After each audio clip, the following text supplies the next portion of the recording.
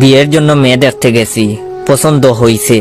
পরের দিন শুনি মেয়ে বয়ফ্রেন্ডের সাথে পালাইছে। দ্বিতীয় মেয়ে দেখতে গেছি, গ্রামে ঢুকতে পারি নাই।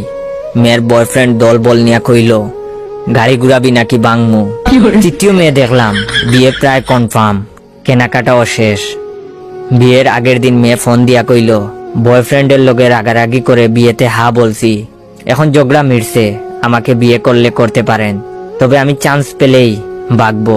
চতুর্থ মেয়ের সাথে প্রায় বিয়ে হয়েই গেছে, প্রথম কবুল বলে ফেলেছি।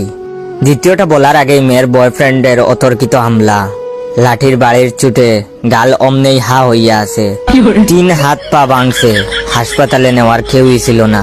পঞ্চম মেয়েকে দেখতে আমাকে হাসপাতালে রেখেই বাপ মা মেয়ে দেখতে গেছে। মেয়ের বয়ফ্রেন্ড হাসপাতালে আইসা আমার বাকি পাটাও ভাঙছে।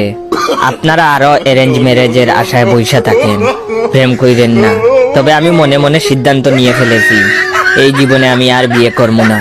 তবে আপনারা কমেন্ট করে বলবেন আমি কি ষষ্ঠ মেয়ে দেখতে যাব নাকি এভাবে সিঙ্গেল থাইকা মরবো।